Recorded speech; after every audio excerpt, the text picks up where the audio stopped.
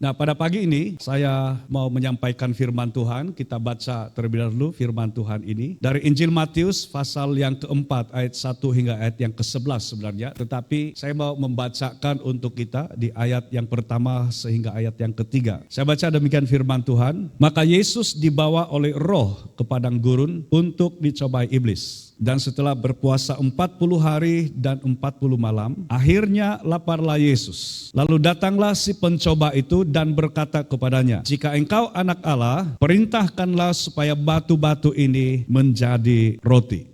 Pada pagi ini saya mau menyampaikan firman Tuhan dengan tema ini, ujian ketaatan.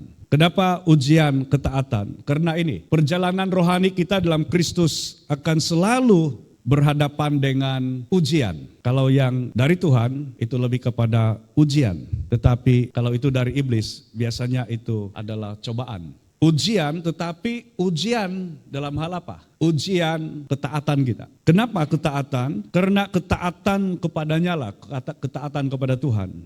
Kemenangan kita dalam perjalanan rohani. Pada saat kita mentaati Tuhan, di situ sebenarnya kemenangan. Bukan pada waktu kita mendapat hasilnya. Selalu yang menjadi penghalang utama di dalam ketaatan kita sebenarnya adalah kita menantikan atau kita mau melihat hasilnya terlebih dahulu.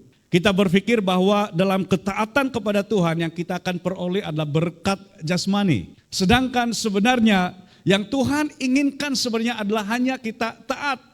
Dan inilah yang dialami oleh Tuhan Yesus, dan Yesus adalah teladan bagi kita bagaimana menghadapi ujian itu, yaitu ujian dalam hal ketaatan. Kalau kita baca dalam firman Tuhan di sini ayat yang pertama dikatakan, maka Yesus dibawa oleh Roh ke padang gurun untuk dicobai iblis.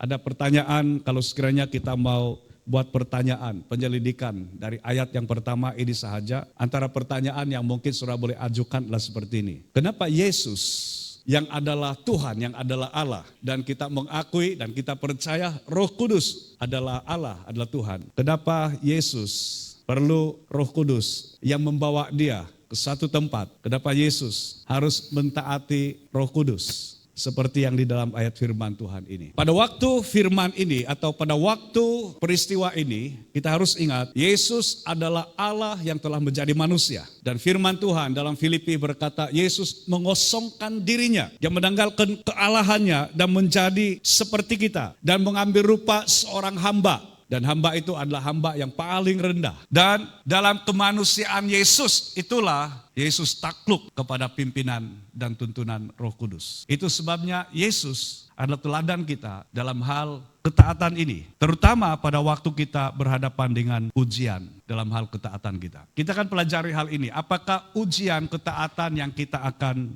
hadapi? Apakah ujian ketaatan yang kita akan hadapi? Yang pertama, kalau kita membaca ayat yang pertama, kemudian kita melihat juga ayat 4, ayat 7, ayat yang ke-10. Ini berkaitan dengan respon Yesus terhadap pencobaan atau ujian yang bertujuan untuk menjatuhkan dari iblis. Firman Tuhan di sini berkata, maka Yesus dibawa oleh Roh ke padang gurun untuk dicobai iblis. Dan Yesus selalu meresponi setiap cobaan iblis itu dengan berkata begini, ada tertulis, ada pula tertulis, ada tertulis. Tertulis di mana yang Yesus sebenarnya rujuk di sini? Tertulis yang Yesus rujuk di sini adalah yang tertulis di dalam Alkitab yang pada waktu itu memang sudah wujud Alkitab atau kitab Perjanjian Lama, Kejadian sampai Maleakhi. Dan itulah yang menjadi kitab orang Yahudi dan kitab yang Yesus juga sampaikan kepada orang Yahudi. Oleh karena Perjanjian Lama sebenarnya adalah kisah tentang kasih Tuhan kepada umat manusia, secara umat manusia yang telah jatuh dalam dosa, yang telah memberontak kepada Tuhan, dan kisah tentang penebus yaitu Mesias yang akan datang, yang mana Yesuslah yang telah menggenapi nubuatan tentang Mesias yang ada dalam Perjanjian Lama. Ujian ketaatan yang kita hadapi adalah ujian seperti mana yang Yesus hadapi. Ini yang pertama, yaitu kita akan diuji dalam hal ketaatan kita kepada Roh Kudus dan firman Tuhan. Setiap hari sebenarnya kita akan berhadapan dengan ini. Adakah kita mentaati Roh Kudus dan firman-Nya atau tidak? Bukan hanya pada waktu seperti yang Yesus hadapi, tetapi dalam setiap waktu kita akan berhadapan. Kalau ada suatu cabaran sebenarnya yang kita hadapi dalam hidup kita, semua itu hanya ujian untuk adakah kita taat atau tidak kepada Tuhan. Dan disinilah yang kita perhatikan di ayat firman Tuhan ini, di ayat yang pertama. Perhatikan di sini. Maka Yesus dibawa oleh Roh ke padang gurun untuk dicobai iblis. Roh Kuduslah yang telah memimpin Yesus ke padang gurun dengan tujuan ini, untuk dicobai iblis. Walaupun Yesus akan ke padang gurun dan tujuan dia pada akhirnya dia akan dicobai iblis, tetapi Yesus tetap taat untuk pergi ke sana. Oleh karena kenapa? Itu adalah pimpinan Roh Kudus. Kadang-kala di dalam kehidupan kita terlalu cepat untuk menghakimi keadaan apabila kita berhadapan dengan keadaan sukar. Kita terus berkata, Tuhan, kenapa Engkau pimpin saya dalam keadaan sukar dalam hidup saya? Sedangkan sebenarnya pada waktu itu seharusnya kita akan mulai memikirkan dan mempertimbangkan. Dalam waktu sukar yang saya hadapi ini Tuhan, beri saya kekuatan untuk tetap mentaati-Mu. Dalam waktu sukar adalah lebih mudah sebenarnya memberi pada waktu senang. Tapi pada waktu sukar, pada waktu susah akan sangat sukar untuk kita mentaati Tuhan. Dalam keadaan kita sehat akan lebih mudah baik kita untuk melakukan semua aktiviti-aktiviti pelayanan. Tapi pada waktu kita dalam keadaan lemah, kita terbatas, maka itu akan menjadi alasan bagi kita untuk tidak mau terlibat. Dan kita terlalu cepat tunduk kepada keadaan yang sukar, tapi kita meneladani apa yang Yesus alami dan Yesus lakukan di sini. Maka Yesus dibawa oleh Roh ke padang gurun untuk dicoba iblis. Dalam keadaan ini pun Yesus tetap dalam ketaatan. Bahkan ketika pada akhirnya Yesus lapar dan iblis mencobai dia. Pertama, jadikan batu menjadi roti, letakkan di atas bumbungan bait suci, dan dia katakan, terjun dari bangunan ini. Sebab ada firman yang berkata, malaikat akan menyambut engkau dan engkau tidak akan terantuk kepada batu. Dan dia perlihatkan, dia bawa di satu tempat, satu bukit atau gunung yang tinggi, dan perlihatkan kerajaan dunia dan kemewahannya. Dan iblis berkata, semua ini saya berikan kepadamu kalau engkau menyembah aku. Selalu yang Yesus gunakan untuk menghalang dan tidak mau tunduk kepada tawaran iblis adalah dia berkata begini, ada tertulis, ada tertulis, ada tertulis. Berarti Yesus ada firman di dalam hatinya. Dan firman itu tujuannya apa? Firman itu bukan untuk sekedar menjadi pengetahuan kita. Tapi firman itu adalah menjadi perisai ketika kita berhadapan dengan ujian atau cobaan. Dan firman itulah yang menjadi ukuran ataupun penuntun kita di dalam ketaatan kita. Supaya jangan kita terjatuh di dalam jerat iblis. Dan untuk hal itu sangat penting untuk kita memiliki firman. Bagaimana supaya kita memiliki firman? Seperti yang saya katakan, ada tertulis. Firman itu sudah tertulis. Tertulis di mana? Kita semua ada Alkitab. Dalam minggu ini atau sampai bila itu ada project untuk Gold Kids yang berumur 9 sampai 12 tahun kalau saya tidak salah. Dan akan membaca Alkitab khususnya dari Injil Yohanes dari pasal 1 sampai pasal berapa itu Chriselle? 7 sampai pasal 7. Berarti dalam minggu ini project mereka adalah satu pasal setiap hari. Tapi ada yang belum sampai 9 tahun pun mau ikut. Contohnya Joen, belum sampai 9 tahun, tapi mau ikut juga. Oleh karena LL, Edora pun mau ikut. Dan untuk kami meminta LL membaca itu, dia harus baca di depan kami. Kalau bukan saya dan istri, ada di depan Chriselle, dan dia harus baca dengan suara yang kedengaran. Tidak boleh dalam hati saja, karena budak-budak ini, dia akan begini. Sudah, sedangkan belum baca sebenarnya. Bagaimana kita yang dewasa mau project untuk kita?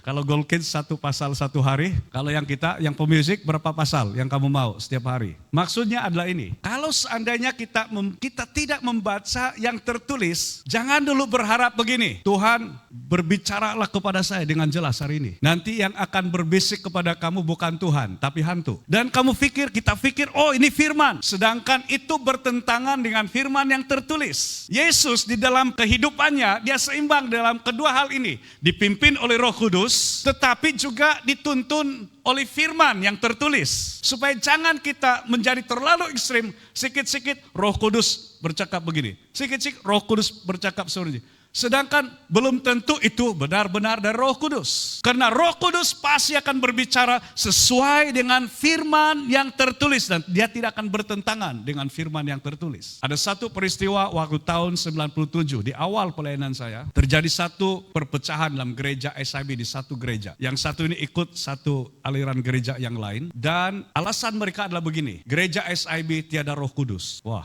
Saya terkejut dengan hal itu. Karena gereja ini penuh dengan Roh Kudus. Dan beberapa kesaksian ketaatan mereka kepada Roh Kudus yang saya pernah dengar. Salah satunya adalah ini. Pemimpin mereka katakan kepada seorang, kau hampir sudah penuh dengan Roh Kudus ini. Cuma satu lagi yang kau perlu buat. Kau pergi di kandang ayam dan kau pergi berdoa dan berpuasa di sana. Dan dia mentaati itu, membuta tuli mentaati itu. Yang akhirnya orang yang disuruh berdoa berpuasa di kandang ini yang sebenarnya ceritakan peristiwa itu. Dan pemimpin ini akhirnya katakan, hampir sudah, tinggal kau makan itu tai ayam.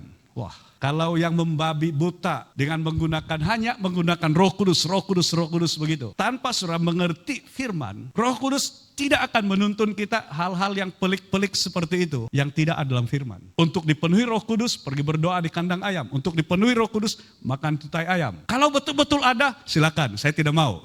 Kalau ada yang mau. Itu sebabnya perlunya satu keseimbangan. Karena di mana-mana nanti saudara pergi di mana-mana gereja atau mendengar firman Tuhan yang disampaikan oleh siapapun, kalau hanya dengan menggunakan Roh Kudus, tanpa firman yang tertulis, saudara harus aktifkan alam untuk menapis ini suatu kebenaran atau tidak. Sama seperti Yesus. Yesus dituntun oleh Roh Kudus ke padang gurun untuk apa? Dicoba iblis. Dia tahu iblis akan mencoba. Tapi untuk melawan setiap cobaan iblis itu adalah firman yang tertulis. Yesus tidak lagi katakan begini. Hei Roh Kudus cakap begini. Oh iblis, Roh Kudus cakap begini. Hai iblis, Roh Kudus cakap begini. Tidak lagi seperti itu. Tapi Yesus berkata, ada tertulis. Firman yang tertulis. Jadi untuk kita berhadapan dengan ujian-ujian ketaatan, kalau kita tidak memiliki firman, bagaimana kita mentaati firman itu? Itu sebabnya ketaatan yang perlu kita bangun adalah ketaatan pada firman, bukan ketaatan semata-mata kepada manusia. Karena manusia boleh salah, tetapi firman tidak akan tersalah. Itu sebabnya setiap kali kalau menyampaikan firman Tuhan, baik di mimbar ini atau menyampaikan atau sudah membaca firman Tuhan, aktifkan hati kita. Tujuan kita bukan semata-mata untuk mengetahui firman, mendalami firman, tetapi untuk kita mentaatinya. Pada waktu kita membaca, mungkin kita belum diuji atau kita belum berhadapan dengan keadaan di mana kita perlu mentaatinya. Tapi pada saat kita dalam keadaan diuji, di situ kita mengerti firman yang tertulis. Saya ingat firman Tuhan berkata seperti ini, dan saudara dapat menggunakan firman Tuhan itu untuk mentaati firman daripada godaan apapun yang datang. Jadi ini yang pertama, ujian kepada kita dalam perjalanan rohani kita bersama dengan Kristus adalah ujian ketaatan kita kepada Roh Kudus dan firman Tuhan. Tidak boleh juga saya mau hanya firman Tuhan dan saya tidak mau Roh Kudus. Kedua-duanya ini perlu seimbang. Itu sebabnya untuk kita menyatu dengan Roh Kudus, mengerti hati Tuhan melalui pekerjaan Roh Kudus, ia juga berdasarkan firman. Kalau kita tidak memiliki firman, bagaimana kita dapat mendengar dengan tajam apa yang Roh Kudus mau katakan kepada kita. Taat pada pimpinan Roh Kudus dan firman Tuhan yang tertulis adalah kunci kemenangan terhadap setiap ujian dalam hidup kita. Jadi jangan dulu hanya highlightkan apa ujian, apa cabaran, apa masalah yang dihadapi. Tapi yang sepatutnya kita lebih perhatikan adalah hal ini, ketaatan. Mentaati apa yang Roh Kudus katakan dan firman-Nya. Yang kedua, dan ini yang terakhir untuk pagi ini. Firman Tuhan di sini berkata di ayat yang ketiga, ayat yang keenam, ayat yang kesembilan. Lalu datanglah si pencoba itu dan berkata kepadanya, jika engkau anak Allah, perintahkanlah supaya batu-batu ini menjadi roti. Jika engkau anak Allah, ini ayat yang keenam, jatuhkanlah dirimu ke bawah, sebab ada tertulis mengenai engkau, ia akan memerintahkan malaikat-malaikatnya, dan mereka akan menatang engkau di atas tangannya, supaya kakimu jangan terantuk kepada batu. Ayat yang kesembilan, semua itu akan kuberikan kepadamu jika engkau sujud menyembah aku. Yang kedua, ujian ketaatan kita adalah ujian ketaatan kepada godaan iblis. Ingat ini, iblis juga akan menawarkan hal-hal yang dia mau kepada kita. Tujuannya adalah mentaati dia. Tapi ingat ini, pada saat kita mentaati godaan iblis, mengikuti godaan iblis, berarti kita melawan untuk mentaati Tuhan. Pada saat kita mulai mengikuti godaan iblis, disitulah ruang, disitulah peluang disulat celah untuk iblis menghancurkan kehidupan kita. Perhatikan pencobaan-pencobaan iblis di sini. Semua yang iblis katakan kepada Yesus ini memang semua yang baik-baik dan kelihatan ada jaminan di sebalik atau selepas Yesus mentaati apa yang iblis katakan. Dan inilah ramai orang yang terjerat dengan godaan iblis oleh karena bila iblis mencobai kita, dia akan bersama dengan package tawaran dia. Ini yang akan kamu dapat, ini yang kau akan rasa, ini yang kau akan nikmati kalau engkau mengikuti apa yang saya inginkan. Seperti yang iblis katakan, jika engkau anak Allah, perintahkanlah batu-batu ini menjadi roti. Dan itu bukan sesuatu yang mustahil bagi Yesus. Dalam keadaan lapar, sebenarnya Yesus boleh saja menukar batu-batu itu menjadi roti. Apa saja jenis roti yang Yesus inginkan, itu akan jadi. Roti canai, roti prata, roti john, apalagi roti planta. Kalau dia mau penjaram pun, dia akan jadi penjaram. Kalau dia mau, ini yang sudah yang ada kentang tuh di dalam dia itu, karipap. Dia terus jadi karipap. Ini ada satu peristiwa, jangan berusaha cari di Alkitab. Tiada tertulis Alkitab. Satu kali Yesus membawa Petrus, Yakobus, dan Yohanes. Ini biasa Yesus kalau kita lihat peristiwa-peristiwa Yesus membawa murid yang hanya sedikit, biasanya 3 orang yang dibawa. Yesus bawa mereka semua naik ke bukit untuk berdoa dan berpuasa. Tapi sebelum naik ke bukit itu Yesus perintahkan ketiga-tiga mereka ini masing-masing bawa batu. Yohanes pun bawa batu, Yakobus pun bawa batu, Petrus pun bawa batu. Dan semua mereka berpikir, karena Yesus tidak beritahu kenapa dia minta mereka bawa batu. Hanya bawa batu. Dan tidak ada perintah berapa besar batu yang mau dibawa. Petrus berpikir, ini perjalanan jauh, ini naik lagi. Kemudian dia bawa batu, hanya yang sebesar batu lastik itu. Dia taruh di poket dia. Tapi Yohanes dan Yakobus bawa batu yang besar. Naik ke bukit. Kemudian sampai di bukit, mereka berdoa. Petrus masih bingung, untuk apa batu ini? Kemudian selepas satu waktu mereka berdoa, Yesus berkata kepada mereka, masing-masing batu yang kamu pegang itu, yang kamu bawa, letak di depan masing-masing. Dan semua letak. Petrus hanya sebesar ini, sebesar batu plastik itu. Pernah melastik dulu? Pernah? Lastik ayam pun? Pernah. Kemudian semua mereka letakkan, Yohanes dan Yakobus batu yang besar. Kemudian Yesus katakan, batu-batu ini jadilah roti. Semua jadi roti. Dan Petrus hanya satu kali habis. Belum sampai dia rasa kelaparan dia itu tidak terpuaskan. Dan Yakobus dan Yohanes terus membelakangi Petrus. Karena tidak boleh share itu roti. Roti itu sebesar mana batu yang mereka bawa, itulah size roti itu. Tapi jangan cari di Alkitab. Di satu kisah. Kemudian berikutnya Yesus bawa lagi ketiga ini. Tanpa perintah apa-apa, Petrus bawa batu besar-besar. Berdoa, hampir selesai. Petrus letak di samping dia. Dia lihat Yesus sudah mulai selesai, dia letak di depan sedikit supaya Yesus mungkin lupa untuk doakan roti. Dan dia sudah lirik-lirik Yakobus dan Yohanes, jangan kamu nanti menyesal tidak bawa batu. Selepas berdoa, Yesus turun dengan murid-muridnya dan tinggallah batu di sana. Maksudnya apa? Kalau sekiranya Tuhan tidak perintahkan, jangan lakukan. Yesus dengan mudah sebenarnya melakukan semua ini. Tapi apa tujuan iblis? Sama saja dengan semua cobaan ini. Iblis hanya minta Yesus mentaati apa yang iblis katakan. Di sebalik dari itu dia berikan tawaran yang lain. Tapi pada saat Yesus mentaati apa yang iblis katakan sebenarnya, sejak tidak perlu 3 pencobaan. Cukup dengan Yesus. Kalau Yesus katakan kepada iblis, oke, sekarang saya membuktikan kepada kamu seperti cabaranmu. Jika saya anak Allah, saya akan jadikan batu itu menjadi roti. Jadi sekarang saya membuktikan kepadamu bahwa memang saya anak Allah. Dan Yesus katakan begini, zam, walakazam, batu itu menjadi roti. Yesus tidak sebodoh yang iblis pikirkan. Karena sebenarnya Yesus tahu si iblis pun dari sejak semula. Dia tahu siapa Yesus. Dia kenal siapa Yesus. Tidak perlu untuk Yesus buktikan kepada iblis, memang dia anak Allah. Dan sekarang pun iblis akan terus-menerus membuat kita ragu-ragu. Untuk apa kamu percaya Yesus? Kenapa kamu mentaati Yesus? Sedangkan Yesus bukan anak Allah. Dia hanya manusia biasa. Lebih baik kamu percaya ini. Dia akan tawarkan semua tawaran-tawaran itu. Iblis masih tetap gunakan strategi yang sama untuk kita tidak mentaati Tuhan dan kita lebih mentaati Dia. Kemudian seterusnya dikatakan, jika engkau anak Allah, jatuhkanlah dirimu ke bawah, sebab ada tertulis mengenai engkau. Ia akan memerintahkan malaikat-malaikatnya dan mereka akan meletakkan engkau di atas batu, di atas tangannya,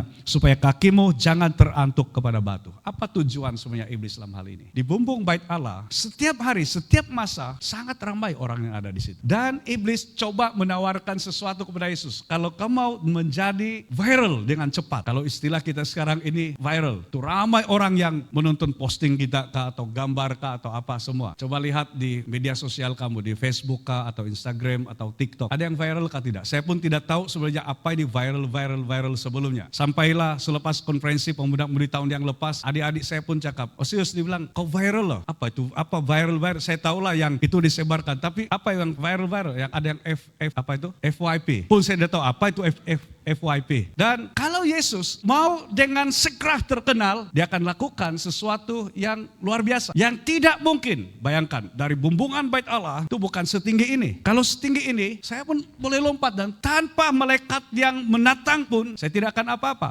Tapi kalau yang di bumbung bait Allah itu, kalau sekiranya bukan karena mujizat, karena sesuatu yang luar biasa, orang yang akan terjun dari situ akan mati. Kalau yang macam hero-hero di dalam film-film Hollywood, seperti siapa? Superman, siapa lagi? Ada sudah Superwoman semua, Batman, Cicakman, itu versi Malaysia, apa lagi? Tapi waktu Hollywood terbakar, California terbakar, semua orang marah dengan memaparkan semua gambar-gambar, Batman, Superman, siapa lagi? Captain America. Ini semua yang hero-hero tampilkan gambar dan mereka bertanya, di mana semua mereka waktu dalam kebakaran, waktu sukar? Kenapa tidak pergi tolong? Semua pun lari.